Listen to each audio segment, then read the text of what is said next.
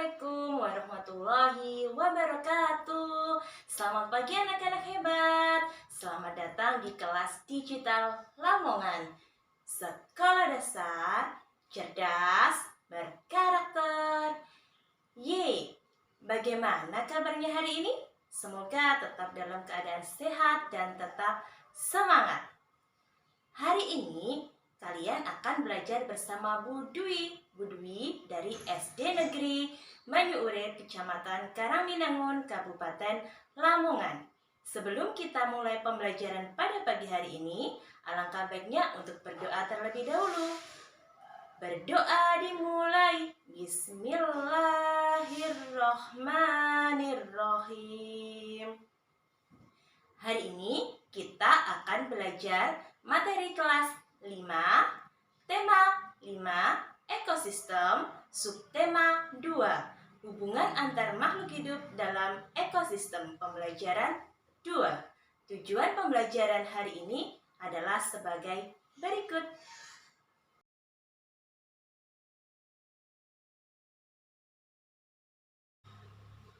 Tema 5, subtema 2, pembelajaran 2.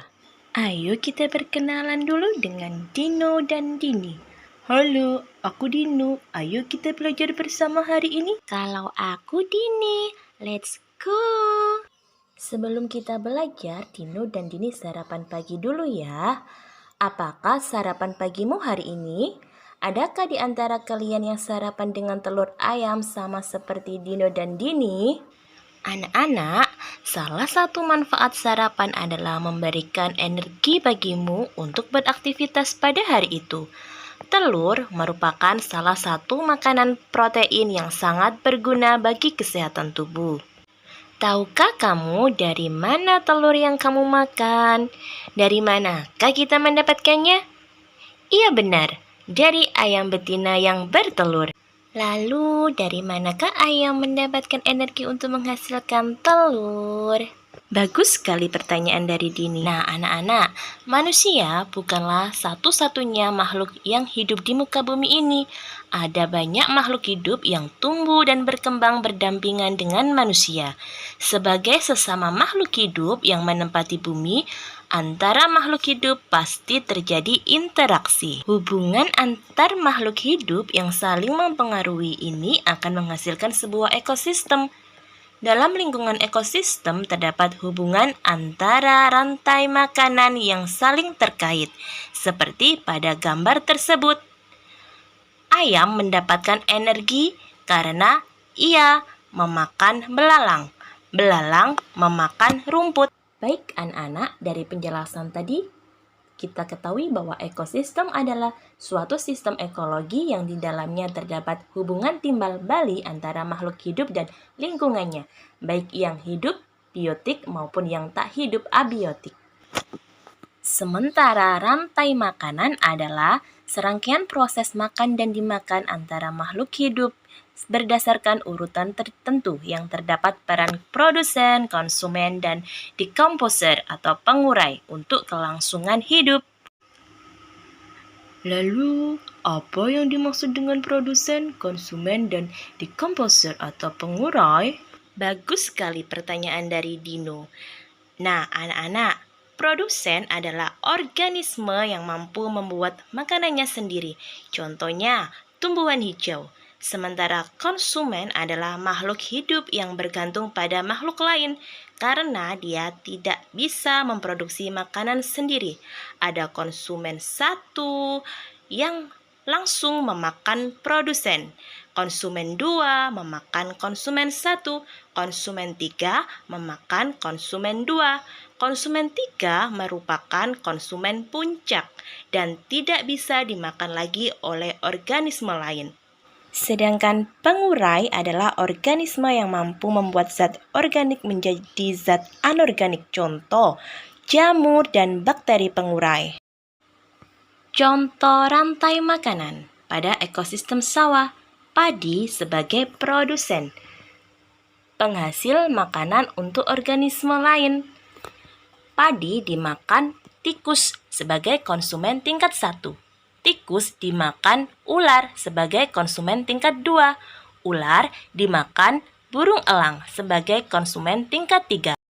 Sementara pengurai perannya untuk mengurai burung elang yang telah mati agar zat-zat dan nutrisinya dapat diserap kembali oleh tanah dan dapat diserap oleh tumbuhan untuk proses fotosintesis.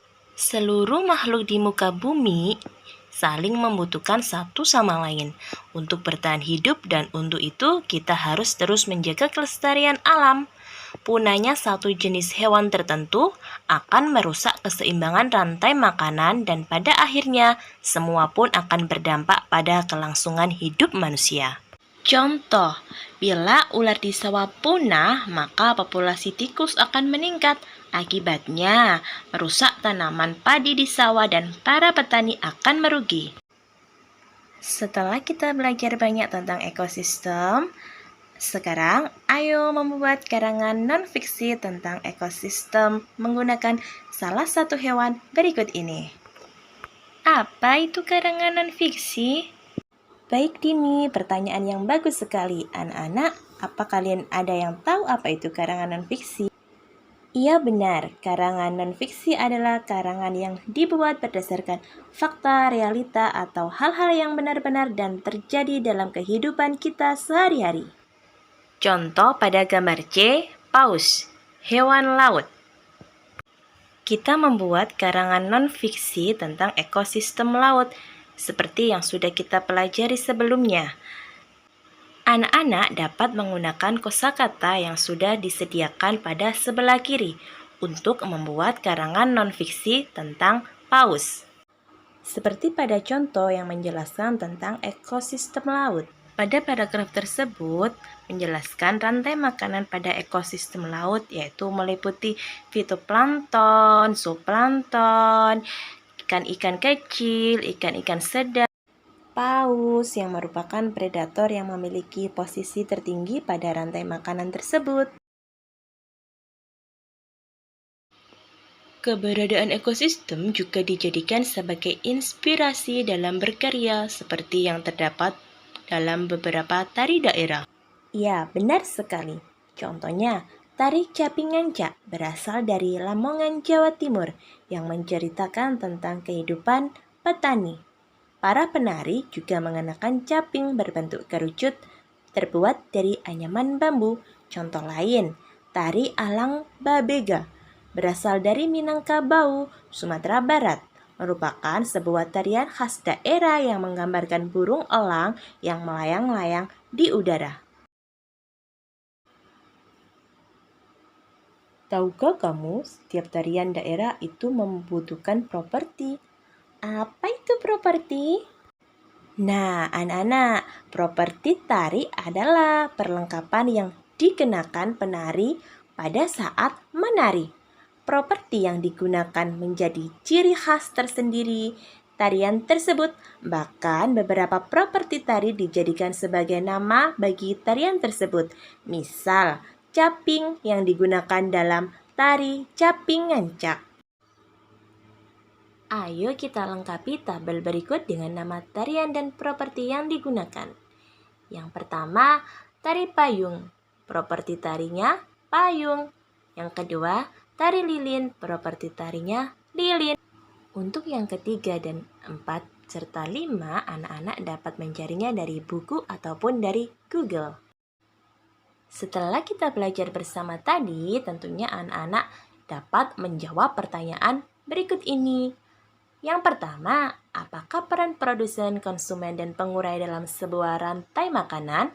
Yang kedua, menurutmu apa sajakah yang dapat mengganggu rantai makanan? Bagaimana pengaruhnya terhadap ekosistem?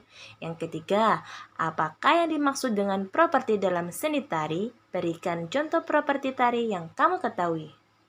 Baik, sekarang Bu Dwi ingin bertanya, apa materi yang kita pelajari hari ini? Iya benar, ekosistem. Rantai makanan, karangan non-fiksi, dan properti tari daerah.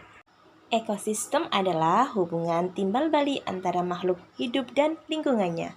Sementara rantai makanan adalah serangkaian proses makan dan dimakan antara makhluk hidup berdasarkan urutan tertentu untuk kelangsungan hidup. Karangan non-fiksi yaitu karangan berdasarkan fakta, realita yang benar-benar dan terjadi. Properti adalah perlengkapan yang dikenakan penari pada saat menari. Pembelajaran kita hari ini pada tema 5, subtema 2, pembelajaran 2. Tetap semangat belajar dan patuhi protokol kesehatan. Sekian, terima kasih. Wassalamualaikum warahmatullahi wabarakatuh.